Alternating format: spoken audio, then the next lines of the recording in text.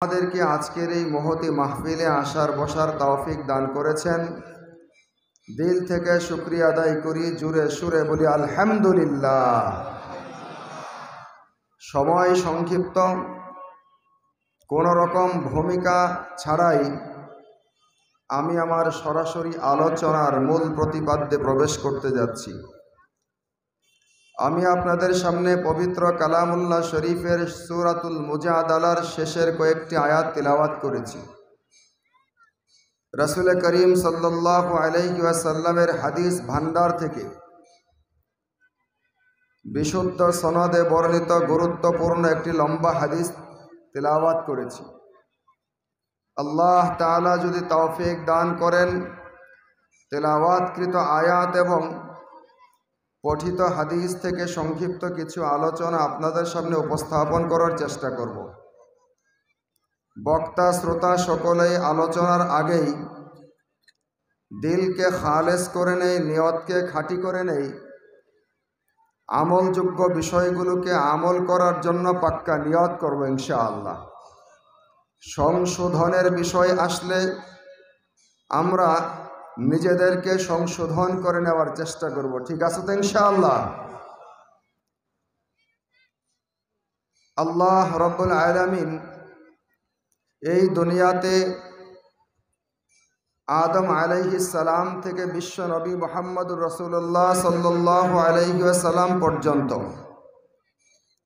যত নবী এবং রাসূলকে দুনিয়াতে পাঠিয়েছেন, সর্বকালের সর্বশ্রেষ্ঠ পয়গম্বর এবং মহানবী হিসাবে কেবলমাত্র মুহাম্মদুর রাসূলুল্লাহ সাল্লাল্লাহু আলাইহি ওয়াসাল্লামকেই পাঠিয়েছেন, ঠিক না? এবং বিশ্বনবী মুহাম্মদ সাল্লাল্লাহু আলাইহি ওয়াসাল্লামের উম্মতকে আল্লাহ তাআলা সমস্ত নবীদের উম্মত থেকে স্পেশাল মর্যাদা দিয়ে আলাদা করে বাছাই করে ইহকাল এবং পরকালীন জীবনে সর্বোচ্চ মর্যাদার উচ্চ শিখরে আরোহণ করিয়েছেন। আখির নবীর উম্মতকে যে মর্যাদায় উন্নীত করেছেন, অন্য কোন নবীর উম্মতকে এই মর্যাদা আল্লাহ দুনিয়াতেও দেননি, পরকালেও দিবেন না। এই নবীর উম্মত যতক্ষণ জান্নাতে যেতে পারবে না, ততক্ষণ পর্যন্ত অন্য কোন নবীর উম্মতের জন্য জান্নাতে যাওয়ার নিষিদ্ধ। আল্লাহ তাবারাকা ওয়া তাআলা এই নবীর উম্মতের সিফাত এবং গুণাবলী কেবলমাত্র নবীদের মুখেই বয়ান করেননি।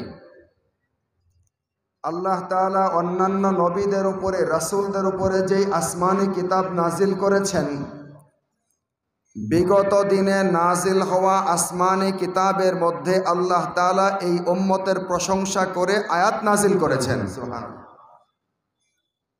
অন্যান্য নবীদেরকে আল্লাহ তাআলা আখির নবীর উম্মতের প্রশংসা অসংখ্যবার তাদের কিতাবের মধ্যে শুনিয়ে দিয়েছেন, যার কারণে এই প্রশংসা কেবলই মাত্র রাসূল করিম সাল্লাল্লাহু আলাইহি ওয়াসাল্লাম তার হাদিসের মধ্যে করেছেন তাই নয়, বরং আল্লাহ তাবারাকা ওয়া তাআলা নিজে কোরআনে হাকিমের মধ্যে প্যারা নবীর প্রশংসা করেছেন। সুবহানাল্লাহ।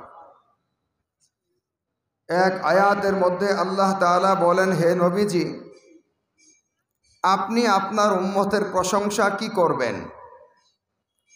আমি আপনার উম্মতের প্রশংসা করি, শুনুন। আপনার সঙ্গী সাথী যারা আপনার সাহচর্য পেয়েছে, তাদের সিফাত এবং গুণাবলী হলো এমন যে কাফেরদের ব্যাপারে তারা খুব কঠিন দিল, কঠিন হৃদয়, শীষে ঢালা প্রাচীরের মতো শক্ত। আর ইমানদারের পরস্পরের ব্যাপারে তাদের অন্তরগুলো অত্যন্ত নরম, সদয় দিল। আপনার উম্মতের মধ্য থেকে বাছাই করা আপনার সান্নিধ্যপ্রাপ্ত সাহাবাদের গুণাবলী হলো তারা রাতের বেলায় লম্বা সেজদায় কাটিয়ে দেয়, লম্বা রুকু করে কাটিয়ে দেয়। তাদের চেহারার মধ্যে সেজদার চিহ্ন পাওয়া যায়।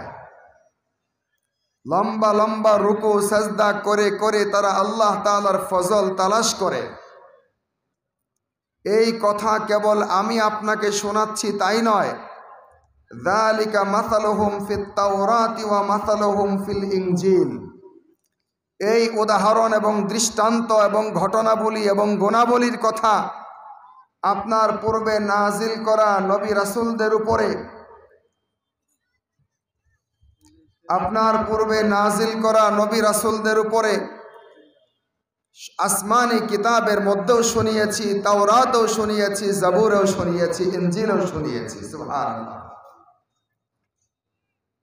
অন্য এক আয়াতের মধ্যে আল্লাহ তাআলা বলেন, লা তাজিদু কওমান ইউমিনুনা বিল্লাহ লা তাজিদু কওমান ইউমিনুনা বিল্লাহি ওয়াল ইয়াউমিল আখির ইউআদ্দুনা মান হাদ্দাল্লাহ ওয়া রাসূলাহু। হে আমার প্যারা নবী, আপনার উম্মতের মধ্যে যারা নাকি আল্লাহ তাআলার উপরে দৃঢ় বিশ্বাস করেছে এবং মৃত্যুর পরবর্তী জীবন পরকাল জীবনের উপরে তাদের গভীর বিশ্বাস, দৃঢ় বিশ্বাস, ইয়াকিন হয়েছে, তাদেরকে আপনি পাবেন না আল্লাহ এবং আল্লাহ রাসূলের সঙ্গে যাদের দুশমনী আছে, শত্রুতা আছে, তাদের সঙ্গে তাদের কখনো বন্ধুত্ব হয় না। আল্লাহ এবং পরকাল দিবসের উপরে, আল্লাহ এবং পরকাল দিবসের উপরে যাদের গভীরতম ঈমান এবং ইয়াকিন রয়েছে, তারা কখনো আল্লাহ তাআলা এবং তার রাসূলের দুশমনদের সঙ্গে কখনো আতাত করে না। তারা কখনো আল্লাহ এবং তার রাসূলের দুশমনদের সঙ্গে কখনো ভালোবাসা রাখে না। আল্লাহ এবং তার রাসূলের দুশমনদের সঙ্গে কখনো মহব্বত পয়দা করে না। আল্লাহ এবং তার রাসূলের শত্রুদের সঙ্গে কখনো মিল করে না, তাদের সঙ্গে কখনো আপোষ করে না। এইটুকু কেবলমাত্র আল্লাহ বলেই ক্ষান্ত হননি। এরপরে আল্লাহ তাআলা বলেন, ওয়ালাউ কানু আবাহুম, যদিও আল্লাহর দুশমন যদি তাদের নিজের বাবা হয়, ওয়ালাউ কানু আবাহুম আও আবনাহুম, আল্লাহর দুশমন নিজের জন্মদাতা বাবা হলেও বাবার সঙ্গে তারা আপোষ করে না, মহব্বত রাখে না। আল্লাহর দুশমন তাদের সন্তান হলেও সন্তানকে কাল্লা উড়িয়ে দিতে কখনো পরোয়া করে না। আও ইখওয়ানাহুম, আল্লাহর দুশমন তাদের মায়ের পেটের ভাই হলেও ভাইকে দ্বিখণ্ডিত করতে তারা পরোয়া করে না। আও আশিরাতাহুম, আল্লাহ এবং আল্লাহ রাসূলের দুশমন তাদের নিজের বংশের মানুষ হলেও, তাদের নিজের গোত্রের মানুষ হলেও, তাদের নিজের দলের মানুষ হলেও দলের সঙ্গে সম্পর্ক রাখে না। আল্লাহর দুশমন যদি তাদের দলের লোক হয়, আল্লাহর দুশমন যদি তাদের স্বজনের আত্মীয় স্বজন হয়, আল্লাহর দুশমন যদি তাদের সন্তান হয়, আল্লাহর দুশমন যদি তাদের বাবা হয়, আল্লাহর দুশমন যদি তাদের ভাই হয়, তারপরেও তারা কখনো ছাড় দেয় না, কখনো ছাড় দেয় না। আল্লাহ তাআলা সূরাতুল মুজাদালার মধ্যে সাহাবায়ে কেরামের এই কথাগুলো উল্লেখ করে বলেছেন, উলাইকা কাতাবা ফি কুলুবিহিমুল ঈমান।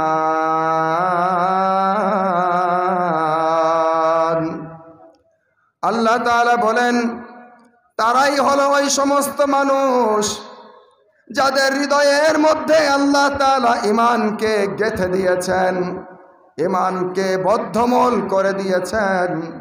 তাদের হৃদয়ের মধ্যে ঈমানের শেকড় অনেক গভীরে ঢুকে গেছে। তারা হলেন সাহাবায়ে কেরাম। সাহাবায়ে কেরামকে আল্লাহ তাআলা প্যারা নবী সাল্লাল্লাহু আলাইহি ওয়াসাল্লামের সান্নিধ্যের সৌরভে সাহাবায়ে কেরাম প্যারা নবী আলাইহিস সালাতু ওয়াস সালামের পবিত্র সোহবত এবং সান্নিধ্যের কারণে তারা এমন ঈমানওয়ালা ছিলেন, এমন ইয়াকিনওয়ালা ছিলেন, এমন ভালোবাসা অন্তরের মধ্যে নবীজির পোষণ করতেন, আল্লাহর ভালোবাসা অন্তরে এমন পোষণ করতেন, পরকালের ভালোবাসা অন্তরে এমন পোষণ করতেন, আল্লাহ তাআলা আসমান থেকে তাদের প্রশংসায় আয়াত নাজিল করতে বাধ্য হয়েছেন।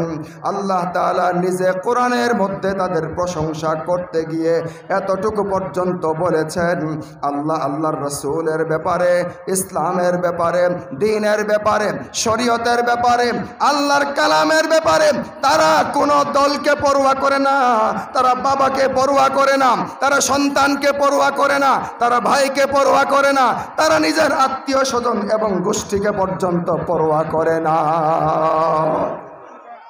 উলাইকা কাতাবা ফি কুলুবিহিমুল ঈমান, কেননা তাদের অন্তরে আল্লাহ তাআলা ঈমানকে গেড়ে দিয়েছেন, ঈমানকে বদ্ধমূল করে দিয়েছেন। কেবলই মাত্র তাই নয়, এই আয়াতের পরের অংশে আল্লাহ তাআলা এই ঈমানওয়ালা সাহাবায়ে কেরামদের উপরে এই রকম ঈমান যেই সাহাবায়ে কেরাম এনেছে, যারা নিজের বাবা হলেও কোনো পরোয়া করে না, সন্তান হলেও পরোয়া করে না, ভাই হলেও পরোয়া করে না, নিজের আত্মীয় স্বজন গোষ্ঠীর লোক হলেও সকলের চাইতে আল্লাহকে প্রাধান্য দেয়, ইসলামকে প্রাধান্য দেয়, সকলের চাইতে কোরআনের আইনকে প্রাধান্য দেয়, সকলের চাইতে নবীর মহব্বত আর ভালোবাসাকে প্রাধান্য দেয়। নবীর ব্যাপারে কেউ, নবীর চরিত্রের ব্যাপারে কোন সাহাবীর সামনে কেউ কথা বলবে, এটা কোনো সাহাবী সহ্য করতো না। নিজের জীবনকে বাজি রেখে, নিজের জীবনকে বিপদের সম্মুখীন করে তার মাথা পর্যন্ত উড়িয়ে দিত। এই আয়াত নাজিল হয়েছে যেই প্রেক্ষাপটে, এই প্রেক্ষাপট তাফসিরে ইবনে কাসিরের মধ্যে লেখা আছে। হযরতে আবু উবাইদা ইবনুল জাররাহ রাদিয়াল্লাহু তাআলা আনহু নবীজির ভালোবাসার এক সাহাবী ছিলেন। বদরের যুদ্ধে তার আব্বা যুদ্ধের ময়দানে যুদ্ধ করতে করতে এই সাহাবীর সামনে তরবারি নিয়ে চলে আসে। বাবা মুসলমান হয়নি, কাফের, তার সন্তান আবু উবাইদা ইবনুল জাররাহ পাক্কা মুসলমান।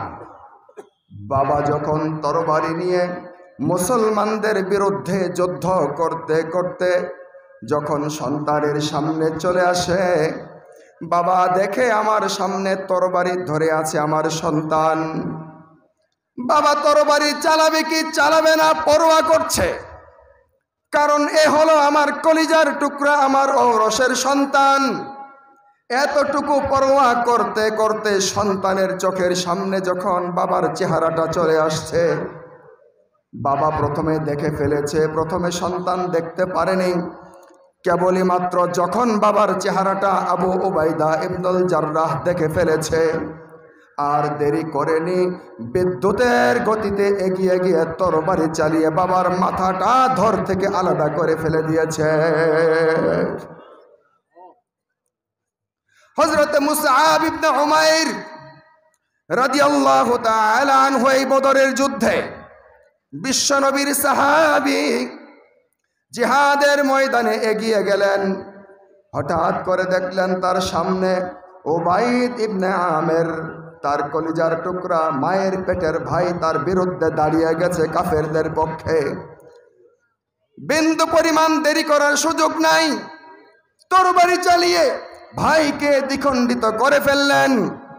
হযরতে ওমর, হযরতে আলী, হযরতে হামজা রাদিয়াল্লাহু তাআলা আনহুম আজমাইন এই বদরের যুদ্ধে তাদের ভাই ভাতিজা গোষ্ঠীর লোক, আত্মীয় স্বজন, উতবা, শাইবা, এদেরকে কতল করে ফেললেন। এরপরে আল্লাহ তাআলা তাদের প্রশংসায় এই আয়াত নাজিল করে দিয়েছেন, ও আমার সাহাবায়ে কেরাম, আপনি পৃথিবীর বিশ্ববিখ্যাত সান্নিধ্য, আপনি পৃথিবীর বাছা বাছা লোক, আপনার সাহাবী হয়েছে। আপনার উম্মতের মধ্যে আপনার সাহাবায়ে কেরাম যারা, তারা তো এমন আল্লাহ আল্লাহ রসুলের উপরে এমন বিশ্বাস করেছে, এমন ভালোবাসা রেখেছে, তাদের হৃদয়ের মধ্যে ঈমানটা ঢুকে গেছে, গেঁথে গেছে, যার কারণে ঈমানের মহব্বতে, ইসলামের মহব্বতে, কোরআনের মহব্বতে তারা নিজের বাবাকে পরোয়া করে না, ভাইকে পরোয়া করে না। আল্লাহ বলেন ওয়ালাউ কানু আবাহুম, যদিও আল্লাহর দুশমন তাদের বাবা হয়, আও আবনাহুম, আল্লাহর দুশমন তাদের সন্তান হয়, আও ইখওয়ানাহুম, আল্লাহর দুশমন তাদের ভাই হয়, আও আশিরাতাহুম, আল্লাহর দুশমন তাদের দলের লোক, তাদের আত্মীয় স্বজন হলেও তারা কোনো পরোয়া করে না। বন্ধুরা আমার, এই আয়াতের পরের অংশে আল্লাহ বলেন এই রকম ঈমান সাহাবায়ে কেরাম এনেছিলেন। কিয়ামত পর্যন্ত সাহাবাদের নমুনায় যারা এই রকম ঈমান আনতে পারবে তাদের পুরস্কার কি হবে, পুরস্কার কি হবে দুনিয়াতে এবং আখিরাতে, এই কথা বলতে গিয়ে এখন আল্লাহ বলছেন ওয়া আইয়াদাহুম বিরূহিম মিন, যার কারণে আল্লাহ তাআলা এই সাহাবায়ে কেরামকে আসমান থেকে ফেরেশতা নাজিল করে যুদ্ধের ময়দানে সৈন্য বাহিনী পাঠিয়ে সাহায্য করেছেন। বদরের যুদ্ধে মুসলমান মাত্র 313 আর কাফেরদের সংখ্যা 1000। মুসলমান খালি হাত, পায়ে স্যান্ডেল নাই, গায়ে কাপড় নাই, ভালো পেটে খাবার নাই। রমজান মাসের 11 তারিখে সফর শুরু করে 17 তারিখে মদিনা থেকে 80 মাইল দূরে বদরের প্রান্তরে পৌঁছে গেছে রোজা নিয়ে। পিঠের সঙ্গে লেগে গেছে, হাতে তরবারি নাই, এরকম আঘাত ঠেকানোর জন্য ভালো বর্ম নাই।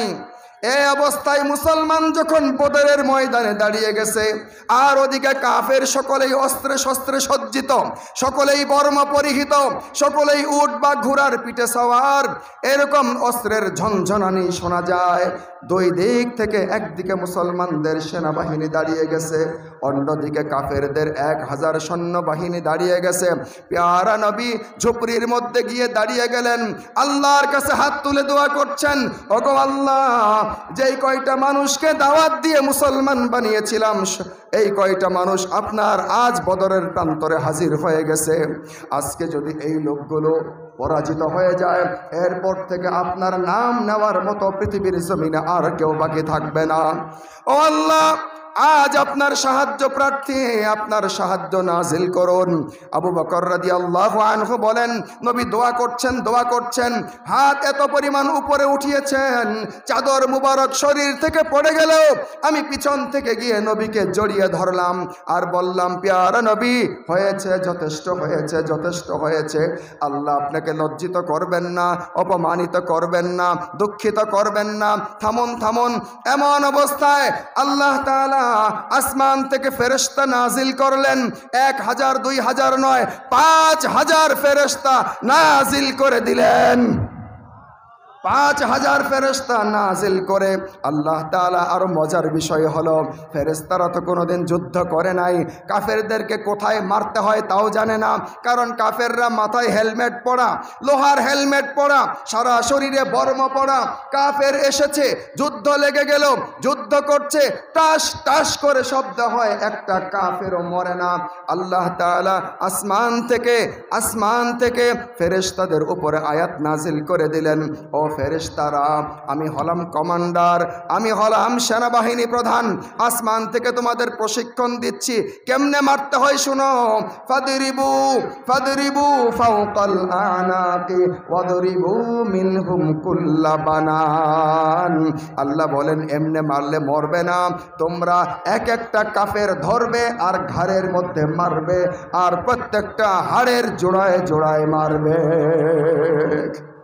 বন্ধুরা আমার, আল্লাহ বলেছেন ওয়াইয়াদাহুম বিরূহিম মিন, তোমরা যদি ওই পরিমাণ ঈমান আনতে পারো, আমি ওই ফেরেশতাদের দিয়ে জিবরাইলের বাহিনী পাঠিয়ে তোমাদেরকে সাহায্য করব। আল্লামা ইদ্রিস কান্দরবী রাহমাতুল্লাহ আলাইহি বলেছেন, বদরের যুদ্ধ শেষ হয়ে গেল। সাহাবায়ে কেরামের তরবারির আঘাতে যেই সকল কাফের মারা গেছে, আর ফেরেশতাদের চাবুকের বাড়িতে যেই সকল কাফের মারা গেছে সকল লাশগুলোকে একত্র করা হলো। দেখা গেল কাফের মুসলমানদের তরবারির আঘাতে যেই সকল কাফের মারা গেছে সেখানে আঘাতপ্রাপ্ত হয়ে দ্বিখণ্ডিত হয়ে গেছে, আর ফেরেশতাদের চাবুকের বাড়ি যেখানে লেগেছে সেখানে আঘাতপ্রাপ্ত হয়ে গলে পচে গেছে। বন্ধুরা আমার, আজ তামাম পৃথিবীর মানচিত্রে যেদিকে তাকাই মুসলমানদের কান্নার রোল শোনা যায়। পৃথিবীর পূর্ব সীমান্তের দিকে তাকালে বৌদ্ধরা মারে, বার্মায় মুসলমানদের মারে, আর ইন্ডিয়ার দিকে তাকালে হিন্দু কসাই মোদির কসাইরা মুসলমানদেরকে মারে, ঠিক কিনা? ইসরায়েলের দিকে তাকাইলে ইহুদেরা মারে, আমেরিকার দিকে তাকাইলে দেখি খ্রিস্টান মারে। তামাম পৃথিবীর মানচিত্রে যেদিকে তাকাই মুসলমানদেরকে খাবারের প্লেটের খানা বানিয়ে চতুর্দিকে বসে গেছে তারা তাদেরকে গ্রাস করে খাওয়ার জন্য, মারার জন্য।